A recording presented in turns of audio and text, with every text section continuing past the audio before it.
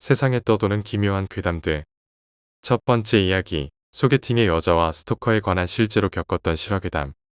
얼마 전 소개팅에서 만난 그녀는 처음에는 마음에 들지 않았지만 나와 취향이 상당히 같아 이야기를 나눌수록 호감이 생겼다. 그녀 역시 나에게 호감을 갖고 있어 소개팅을 마치고 그녀 집까지 데려다 주었다. 집 앞에서 헤어지면서 다음 약속을 위해 전화번호를 물었다. 오랜만에 두근두근 심장이 뛰었다. 다행히도 그녀는 흔쾌히 전화번호를 알려주었고 내 번호도 지금 알려줄게 하며 그녀의 전화번호로 걸었는데 순간 내 휴대폰에 나타난 이름은 스토커였다.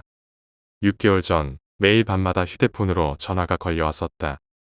전화는 언제나 침묵이나 울음으로 일관했었고 거듭되는 전화에 지친 나는 당시 번호를 스토커라는 이름으로 등록하고 착신 거부했었다. 지금 분명 그녀에게 건 번호는 그 번호였다.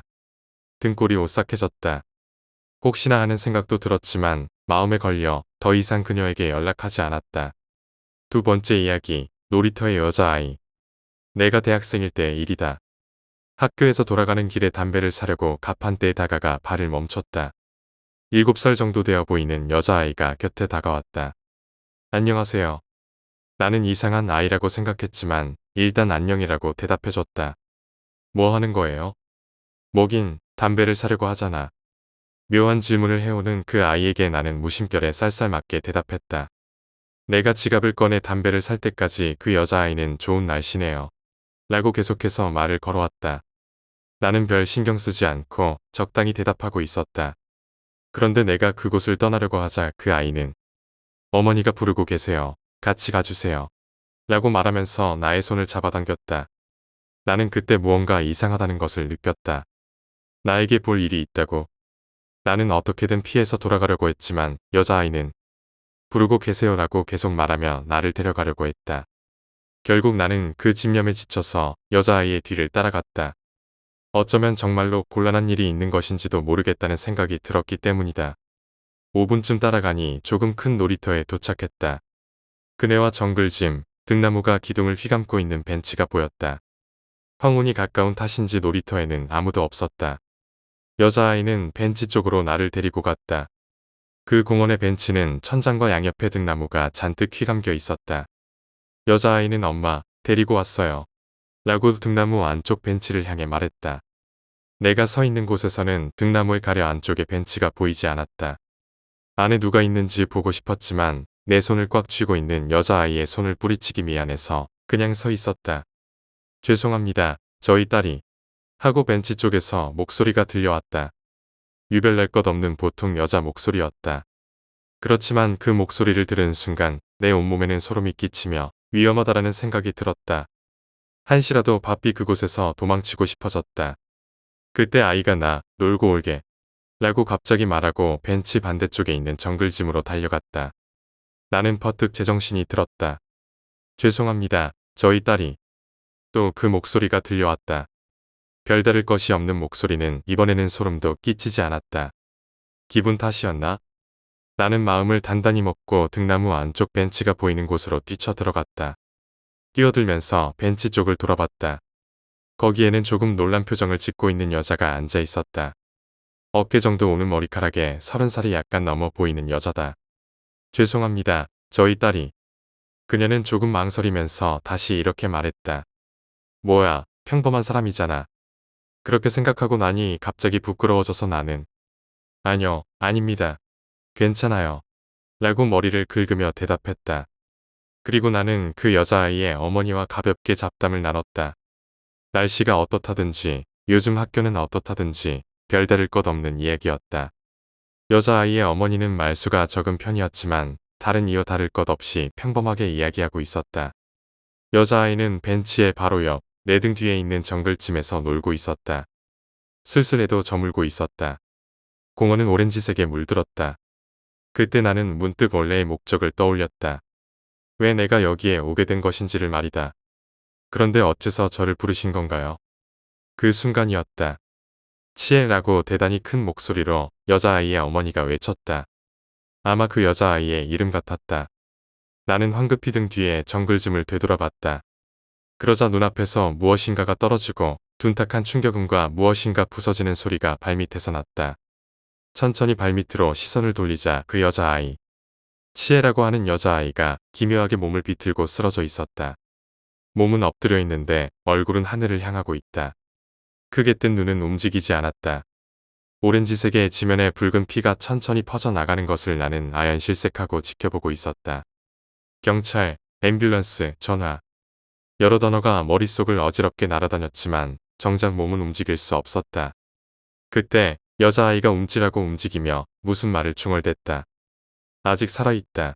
나는 바로 달려가 여자아이가 무슨 말을 하는 것인지 들으려 했다. 어머니를 찾는 것일까?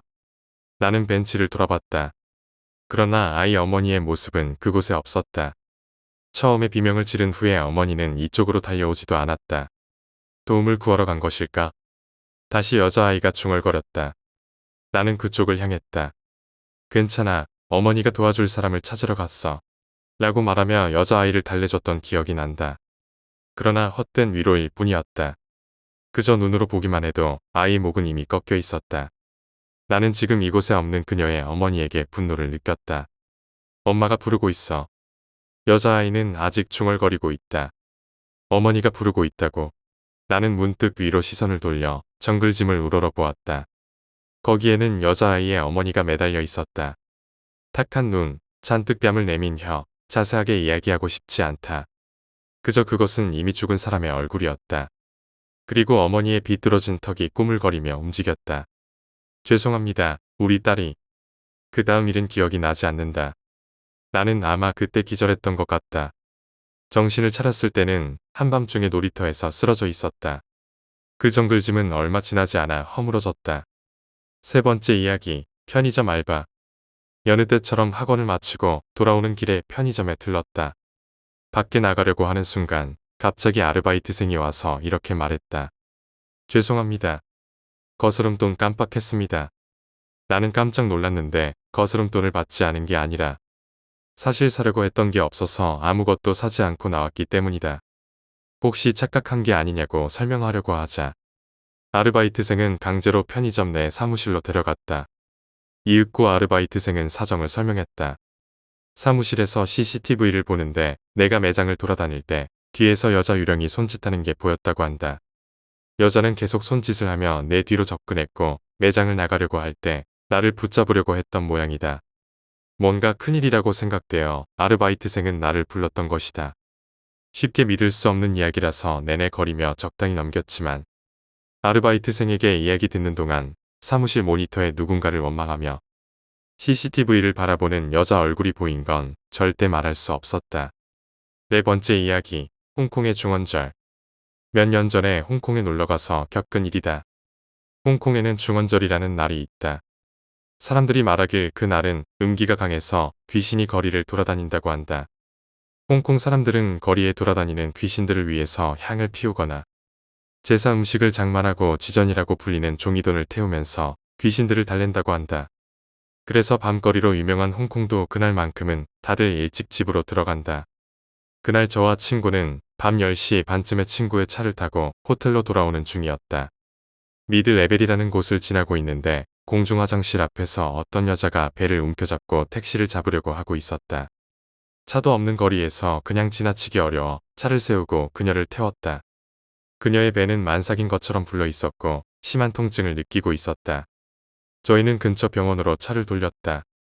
그녀가 조금이나마 편한 자세를 취하게 하려고 뒷자리에 눕혔고 한참 달리는데 갑자기 승용차 뒷문이 열리는 소리가 났다. 깜짝 놀라 뒤를 돌아보니 그녀가 사라졌다. 저희는 너무 당황해서 곧바로 차를 돌려 혹시 길에 쓰러져 있지는 않을지 온길을 되돌아갔다. 하지만 그녀는 보이지 않았고 계속 되돌아가 저희는 어느새 그녀를 처음 보았던 공중화장실 근처까지 왔다. 그런데 그때 너무 놀라 숨이 막히는 줄 알았다. 공중화장실 앞에서는 아까 그 임산부가 배를 움켜잡고 택시를 잡으려 하고 있었다. 혹시라도 그녀가 저희를 쳐다볼까봐 곧바로 길을 돌렸다. 너무 생생한 경험이라 지금도 잊히지 않는다. 중원절에 일어난 우연이라고 생각하고 싶다. 다섯 번째 이야기, 교무실. 초등학교 때의 일이다. 아침에 일어났을 때는 아무렇지도 않았는데 학교에 가서 수업을 시작할 즈음이 되자 열이 갑자기 나면서 어지러움이 몰려왔다. 감기인가 싶었지만 점심 급식을 정말 좋아했던 나는 겨우겨우 버티고 있었다. 그리고 점심으로 나온 카레를 먹고 나서 상태가 더욱 나빠졌다. 이제 한계다 싶어졌기 때문에 흐느적거리며 양호실로 향했다. 열이 나서 어지러웠던 탓인지 나는 어째서인지 양호실이 아닌 교무실로 들어갔다. 그런데 선생님들이 자리에 모두 앉아 계셨던 평소와는 다르게 안에는 한 분의 선생님만 계셨다. 사회 선생님이 혼자 자리에 앉아서 나를 이상하다는 듯 보고 계셨다. 나는 어라? 점심시간인데 회의라도 있는 건가? 라고 생각해서 고개를 갸웃했지만 곧 양호실이 아니라 교무실에 왔다는 것을 알아차리고 교무실 문을 닫고 양호실로 향했다. 양호 선생님께서는 조퇴하는 편이 좋을 것 같은데 라고 말씀하셨지만 잠깐 쉴게요. 라고 말하고 침대에 누웠다. 그런데 곧 우리 반 담임 선생님이 오셔서 괜찮냐고 물어보셨다.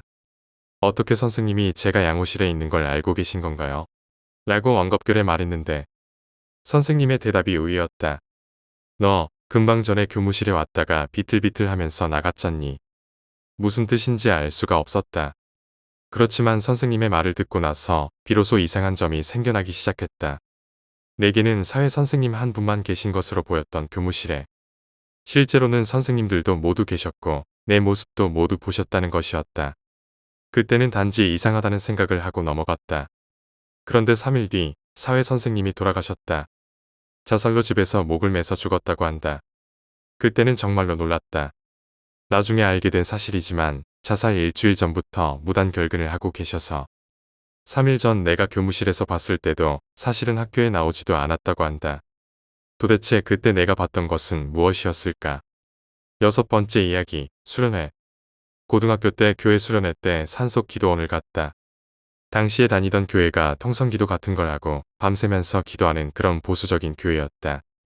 저녁 예배 마치고 산속으로 기도하러 갔는데 산속 깊은 곳에 벽돌집 모양만 만들어 놓은 기도실 같은 게 있었다. 거기 들어가서 10명 정도 원 모양으로 손을 잡고 기도하는데 제 옆에 후배 여자애가 있었다. 기도가 시작되자 전등을 껐고 산속이라 아무것도 안 보였다. 바로 옆에 누군지 얼굴도 안 보이는 어둠이었다. 한 30분 지났을까 제 왼쪽에 저와 손을 잡고 있던 여자 후배가 갑자기 제 손을 꽉 잡았다. 기도에 집중해서 그러려니 하고 넘겼는데 시간이 갈수록 더 꽉 움켜쥐는 거였다. 그런데 악력이 여자 중학생 수준이 아니라 무슨 성인 남자가 있는 힘껏 쥐듯 힘이 엄청났다. 나는 하면서 아파했지만 다들 기도에 집중하느라 모르더라. 너무 손이 아팠다. 손이 으스러질 것 같이 아파서 뿌리치려고 하는데 꼼짝도 안 했다. 전 계속 눈을 감고 있었지만 눈을 떠도 암흑이라 아무것도 안 보였다. 제 얼굴에 온기가 느껴지더니 흐하고 웃는 소리가 들리더군. 약간 허스키한 남자 목소리였다. 소름이 쫙 돌아서 눈을 뜨고 제 후배 쪽인 왼쪽을 돌아봤다. 어떤 더벅머리를 한 주름이 많은 남자 얼굴이 제 얼굴 바로 앞에 있고 나를 보고 흐하고 웃고 있더라. 너무 놀라 소리 지르며 손을 뿌리치려 발버둥 쳤지만 손이 뺄 수 없고 도와달라는 소리도 안 나왔다. 꺽꺽하고 몸이 기절 직전으로 뒤로 넘어가고 난리도 아니었다. 그때 그 남자가 제 손을 놓고 일어서면서 기도하는 우리 무리를 보며 그러더라. 지랄들 하네. 그 말을 하고 희미했던 그 남자 형상도 없어지고 다시 어둠으로 아무것도 안 보였다. 기도가 끝나고 불이 켜지고 나는 거의 실신 직전이었고 제 옆에 있던 여자 후배에게 물어보니 오빠 기도 시작하자마자 내 손 놓고 밖에 나갔어. 근데 기도 끝나고 보니까 내 옆에 있던데. 나간 기억이 없었다. 지금 생각해도 잠을 못 잘 정도로 소름 돋았던 무서운 기억이다. 7번째 이야기, 의자 밑에 여자. 새로 옮긴 회사에서 막일이 손에 익어갈 무렵의 일이다. 그때 나는 작은 회사에서 사무 일을 하고 있었다. 그날 나는 다음 날까지 마감인 서류 작업 때문에 잔업을 하고 있었다. 평소에는 사장님도 함께 남아 작업을 도와주셨지만 그날은 다른 볼 일로 먼저 돌아가셔서 사무실에는 나만 있었다. 작업을 한참 하는데 남자친구에게서 문자가 왔다. 하지만 일이 많이 남아 있었기 때문에 지금은 바쁘다고 답장을 하고 다시 일에 몰두했다. 시간은 그리 늦지 않았던 것으로 기억한다. 슬슬 일이 마무리되어 가서 커피라도 한 잔 마시려 자리에서 일어섰다. 그때 갑자기 문에서 콩콩 하는 소리가 작게 울려 퍼졌다. 순간 깜짝 놀랐지만 피곤해서 잘못 들은 것이라고 생각했다. 커피 자판기는 사무실 밖에 있었기 때문에 나는 문 쪽으로 다가갔다. 그런데 문 쪽으로 다가가니 이번에는 훨씬 큰 소리로 똑똑똑 하는 소리가 들렸다. 사무실 안에 있는 CCTV 모니터에는 문 바깥에는 아무도 없다는 것을 보여주고 있었다. 잔뜩 겁에 질린 나는 어쩔 수 없이 책상으로 돌아와 급히 남자친구에게 전화를 걸었다. 그때 갑자기 정전이라도 일어난 것처럼 불이 꺼졌다. 너무나도 무서워져서 빨리 도망치자고 생각했지만 다리가 움직이지 않았다. 아래를 내려다보니 책상 밑에서 웬 여자가 내 양쪽 발목을 움켜잡고 있었다. 일반적인 사무용 책상 밑에 의자가 들어가는 곳에서 그 여자는 무표정한 얼굴로 나를 바라다보며 내 발목을 움켜쥐고 있었다. 나는 너무나도 큰 두려움에 그만 기절해버렸다. 얼마나 시간이 흘렀을까? 문을 마구 두드리는 소리와 익숙한 목소리에 정신을 차려보니 남자친구가 와 있었다. 전화 기록이 남아있는데 내가 전화를 통받지 않아 걱정하며 달려왔다고 한다. 의자 밑에 그 여자는 누구였을까? 8번째 이야기, 어린 시절에 꾸던 꿈. 재작년 3월 말 체험한 이야기다.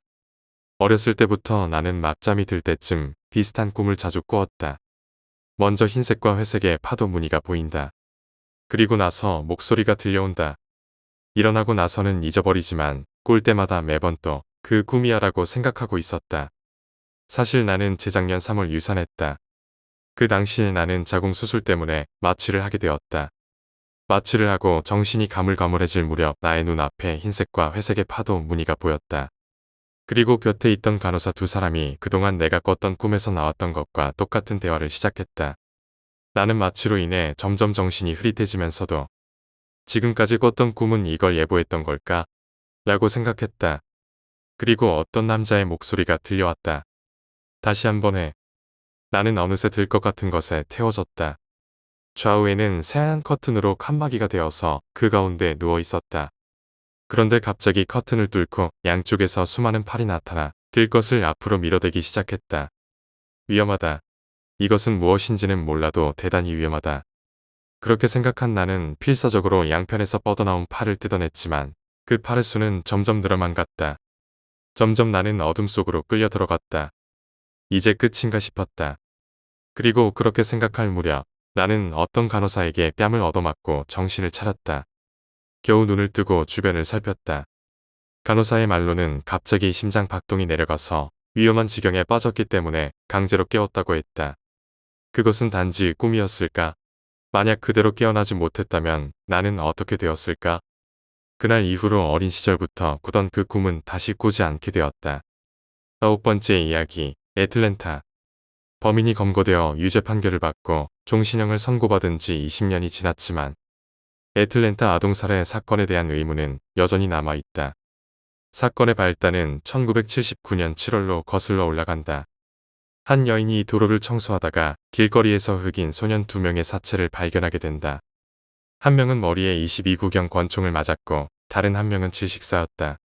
그 후 2년 동안 동일범의 소행으로 보이는 살인으로 적어도 27명에 달하는 인명이 목숨을 잃었다. 사람들은 공포에 떨게 되었고 미국 전역이 뒤숭숭해졌다. 특히 애틀랜타 흑인 사회의 분노는 아주 대단했다. 매체들의 관심이 집중되었고 뉴욕타임즈는 연쇄살인범이라는 당시로서는 보편적으로 쓰이지 않던 용어까지 써가며 기사를 내보냈다. 연방정부 차원의 지원이 있었으며 대통령까지 관여하게 되었다. 그리고 주요 용의자가 체포되고 유죄 판결을 받았지만 논란은 여전히 식지 않았다. 애초부터 이 살인사건은 치안당국에 막대한 난제를 던져주었다. 우선 살인범의 범행수법에 일관성이 없었다. 대부분 피해자들은 목이 졸려 질식사 당했지만 일부는 총에 맞았고 또 다른 일부는 칼에 찔리거나 둔기에 맞아 죽은 이들도 있었다. 희생자는 대부분 남자였지만 어린 소녀들도 몇몇 있었다. 예를 들어 1980년 3월 4일 12세 소녀 엔젤 르네어는 과제를 마치고 놀러 나간 뒤 귀가하지 않았다. 6일 뒤 엔젤은 싸늘한 주검으로 발견되었다. 아이의 목에는 전깃줄이 감겨 있었고 입에는 여자 속옷이 처박혀 있었다. 게다가 한창 공포가 떠돌던 때의 범인은 성인 남성들에게도 범행을 일삼기 시작했다. 20세의 레리 로저스, 21세의 에디 던컨, 23세의 마이클 맥킨토시, 27세의 너데니얼 카터가 목숨을 잃었다. 1980년 봄, 애틀랜타의 흑인들은 살인을 막지 못하는 무능한 경찰에게 분통을 터뜨렸다. 애틀랜타에 흑인 젊은이들을 몰살하려는 K단원들이 활동한다는 소문이 무성했고 하원 인종평등위원회의 로이 아이니스 의원은 악마 숭배자들의 소행이라는 식으로 의혹을 제기하기도 했다. 살인범에게 10만 달러의 현상금이 붙자 각지에서 범인을 잡으려는 전문가들이 모여들었다. 로널드 레이건 대통령은 범인 검거에 연방기금을 지원하겠다고 했고 버트 레이놀즈, 무하마드 알리 등 유명 인사들도 재정을 지원하겠다고 나섰다. 요원 35명이 포함된 특별수사팀이 조직되었고 수사팀은 2만 명을 직접 만나 면담하고 15만 명과 전화통화를 하여 대대적인 수사를 벌였다. 사건은 1981년 5월 22일 이른 아침에 드디어 돌파구가 열렸다. 차타우치 강의 다리 위에서 망을 보던 경찰은 강물에 무엇인가 떨어지는 소리를 듣게 되고 급하게 다리를 빠져나가려던 차량 한 대를 멈춰 세웠다. 차량의 운전수는 웨인 윌리엄스라는 23세의 흑인 청년이었다. 윌리엄스의 성장 배경에는 연쇄살인범에게 흔히 나타나는 징후들이 보이지 않았다. 윌리엄스의 부모는 교사였고 그는 안정된 온화한 가정에서 재능을 키워나가도록 격려를 받으며 자랐다. 그는 라디오 방송에 열광하였으며 장래 음악 사업으로 큰 성공을 이루겠다는 꿈을 지니고 있었다. 그는 16세 때 자신의 집 지하실에 방송국을 만들어 음악을 송출하기도 했다. 윌리엄스는 전기 계통 외에 사진에도 관심이 많았고 카메라 조작 실력도 꽤 뛰어났다. 하지만 적극적인 어린 윌리엄스에게 모든 것이 다 순탄했던 것만은 아니다. 그는 지성과 야심을 지녔지만 대학을 마치지 못했으며 조지아 주립대학을 1년만 다니고 중퇴하였다. 장차 제2의 스티비 원더를 발굴하려던 그의 꿈은 물거품이 되었고 그는 허풍선이고 거짓말쟁이라는 평판을 얻게 되었다. 대단한 인물과 만나게 해주겠다고 남들에게 큰소리 뻥뻥 쳐놓고 약속을 지키지 못하는 시기였다. 윌리엄스는 극단적 개인주의자가 되었으며 진정한 사회적 관계를 맺지도 못한 채 20대에 접어들게 되었고 여전히 부모에게 얹혀 살았다. 한편 윌리엄스는 말썽 있는 행동을 드러내기도 했다. 경찰관 흉내를 냈을 뿐 아니라 사고 현장에 병적일 만큼 지나친 관심을 보였는데 끔찍하고 처참한 사고 현장을 유난히 좋아했다. 그는 단파 수신기로 경찰의 이동 상황을 엿듣고서 교통사고나 화재, 비행기 추락사고 현장을 쫓아다녔으며 사진과 비디오를 찍어서 지역 언론들에 팔아넘겼다. 당시 다리에서 검문을 받은 윌리엄스는 곧 풀려났다. 그러나 이틀 뒤 강에서 시체가 발견되었고 윌리엄스는 엄중한 조사를 받기 위해 경찰에 소환되었다. 그 후 윌리엄스 집에서 방송 매체를 통해 기자회견을 가졌고 결백을 주장했다. 윌리엄스는 여러 가지 알리바이를 댔는데 그것이 허점투성이라는 것이 이내 밝혀졌다. 경찰은 그를 24시간 내내 감시했고 법의학 전문가들은 윌리엄스와 범행의 연결고리를 찾는 일에 정신없이 몰두했다. 마침내 FBI 과학자들은 몇몇 피해자들의 집에서 찾아낸 섬유 조직과 게토리 윌리엄스의 자동차 매트, 집안 깔개, 침대 시트에서 나온 것과 일치한다는 결과를 얻었고 1981년 6월 21일 전격적으로 윌리엄스를 체포한다. 9주에 걸친 재판 기간 동안 검찰은 윌리엄스를 폭력적인 동성애자로 흑인 젊은이들에게 인종주의적 자기혐오증을 투사한 범죄자로 몰아붙였다. 윌리엄스가 몇몇 피해자들과 함께 있는 것을 보았다고 증언하는 목격자들도 등장했다. 재판이 끝날 무렵에 변호사는 윌리엄스를 증언대에 세웠는데 화가 난 윌리엄스는 분노를 참지 못하고 검사를 멍청이라고 욕했고 여러 정부 관계자들을 비난했다. 결국 윌리엄스는 결백을 열렬히 주장했지만 살인 2건에 대해 유죄가 확정되었고 그 각각으로 종신형을 선고받았다. 오늘날까지도 많은 사람들은 윌리엄스가 누명을 썼다고 생각한다. 그를 유죄로 몰아간 정황 증거들은 기껏해야 허구에 지나지 않으며 정부가 조작했을 가능성도 있었다. 또한 그에게 도움이 될 수도 있었던 중요한 정보는 감추어졌다. 윌리엄스에게 충분한 변론의 기회 또한 주어지지 않았다. 그렇지만 경찰이 범인을 제대로 잡은 것일 수도 있다. 그가 체포된 후 애틀랜타에서 아동 살해 사건이 더는 일어나지 않았기 때문이다. 10번째 이야기, 전화카드. 밖에 나다니는 일이 많지만 휴대폰을 가지고 있지 않으신 숙모님이 한 분 계신다. 언제나 공중전화를 사용하시기 때문에 가게에서 100개 단위로 파는 전화카드를 사서 쓰고 계셨다. 주로 홍보용으로 만들어져서 광고가 뒤덮인 전화카드였지만 숙모님은 상관하지 않고 쓰시는 듯했다. 맨 위쪽에 있는 카드부터 한 장씩 뽑아서 쓰고 있었는데 어느 날은 조금 이상한 전화카드가 나왔다고 한다. 그것은 50대의 여성이 정성스럽게 화장을 한 채 흰 꽃에 파묻혀 넋을 잃고 눈을 감고 있는 사진을 앞면에 찍어놓은 전화카드였다. 숙모님도 50대였기 때문에 같은 나이대의 여성이 그런 모습으로 누워있는 사진은 왠지 기분 나쁘게 느껴졌다고 한다. 카드에는 오직 사진만 찍혀있고 광고는 없었다고 한다. 아무래도 개인이 주문 제작한 전화카드가 한 장 끼어 있었던 것 같다. 이런 기분 나쁜 카드는 빨리 써버려야지. 그리고 숙모님은 곧 그 전화카드를 가지고 다니기로 했다. 곧이어 밖에서 전화를 해야 할 일이 생기게 되어 숙모님은 그 전화카드로 공중전화에서 전화를 하기로 했다. 그런데 어째서인지 아무 소리도 나지 않고 번호를 눌러도 신호가 가지를 않는다. 다시 한번 번호를 눌러봤지만 소리는 나지 않는다. 가만히 귀를 대고 있자니 멀리서 희미하게 이쪽이에요. 이쪽으로 들어와요. 라는 목소리가 들렸다고 한다. 혼선이라도 일어난 것인가 싶어서 숙모님은 전화를 끊고 다시 수화기를 들었다고 한다. 이번에는 목소리가 조금 더 커져서 들려왔다.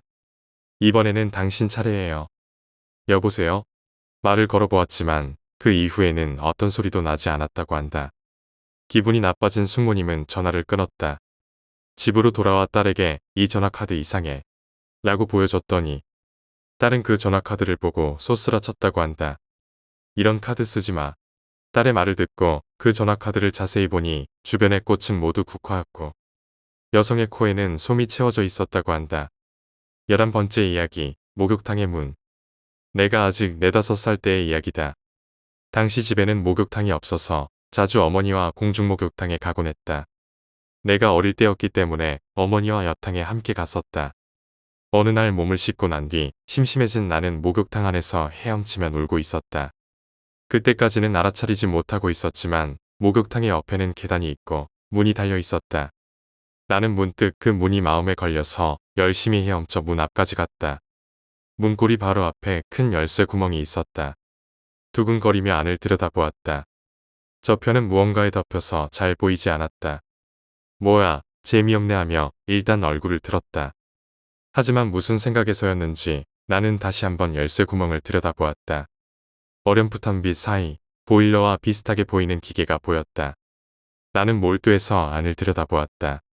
그러던 와중 문이 맞은편에서의 기색을 느꼈던 것인지 그렇지 않으면 그저 지루해졌던 것인지 나는 갑자기 문에서 눈을 떼었다. 그리고 바로 그 순간 열쇠 구멍에서 마이너스 드라이버의 끝부분이 미친 듯이 찔러져 왔다. 나는 너무 무서워서 숨조차 들이킬 수 없었다. 그 이후에도 그 목욕탕에 자주 갔지만 다시는 그 문에 가까이 간 적은 없다. 12번째 이야기, 비 오는 날의 원룸 옥상. 며칠 전 비가 많이 오던 날이었다. 시간은 밤 12시경. 나는 전화를 받으며 담배 한 대 피려고 원룸 옥상에 올라갔다. 위에 세탁기도 있고 침대 매트랑 잡동사니들이 좀 있었다. 옥상 문 열기 전 바로 위에 센서등이 있었다. 나는 한 손에 우산 들고 옥상 문하고 2m가량 떨어진 상태에서 전화하고 있었다. 한 손은 우산 들고 한 손은 폰 들고 전화 통화하는데 갑자기 센서등이 켜졌다. 순간 놀라서 뒤돌아보니 아무도 없었다. 순간 뭐지? 하며 바람 때문에 그런가 하다가 전화 통화를 끊고 담배 한 대 피고 있는데 또 센서등이 켜지는 것이다. 순간 소름이 돋았다.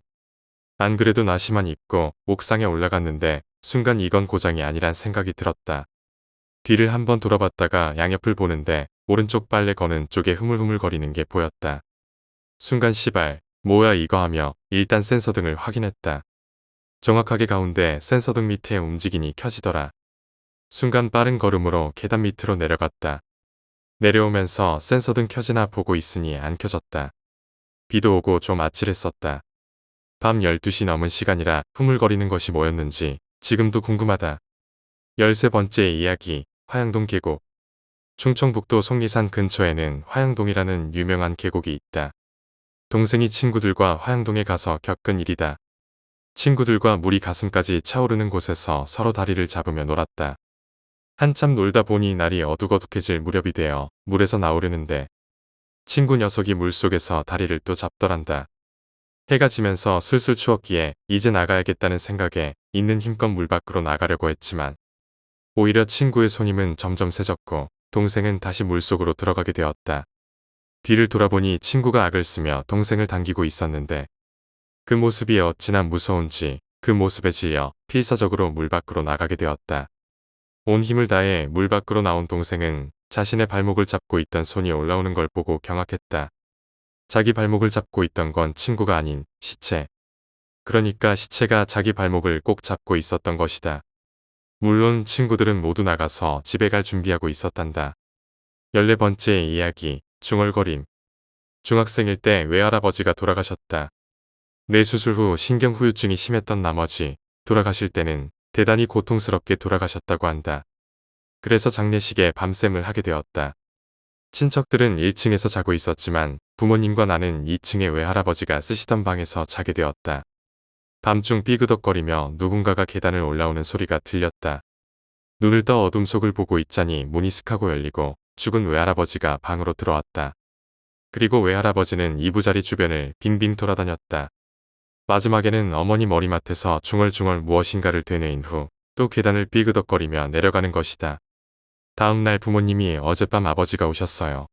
라며 이야기한 것을 듣고 꿈이 아니었던가 싶어서 무서워했던 것을 기억하고 있다. 그로부터 1년 뒤 어머니가 뇌에 병이 생겨 쓰러지는 바람에 입원하셨다. 수술을 했지만 후유증으로 가벼운 치매가 생겨버린 데다 나중에 간경병까지 걸려서 허망하게 돌아가셨다. 돌아가실 즈음에는 내 얼굴조차 알아보지 못하셨다. 장례식 밤샘 날 우리 집 1층에서는 어른들이 주무시고 2층에서는 아이들끼리 자기로 했다. 사촌 형제들과는 오랜만에 만났기 때문에 이런저런 이야기를 하면서 밤늦도록 깨어 있었다. 그런데 새벽 3시쯤 지났을 때 아래층에서 어른들의 말소리가 떠들썩하게 들려왔다. 무슨 일인가 싶어 아래층으로 내려가니 이모가 자던 방에서 어머니의 유령이 나타났다고 했다. 이모는 거실 옆에 있는 다담이 사장 반 정도의 어머니가 옷방으로 쓰던 곳에서 자고 있었다고 한다.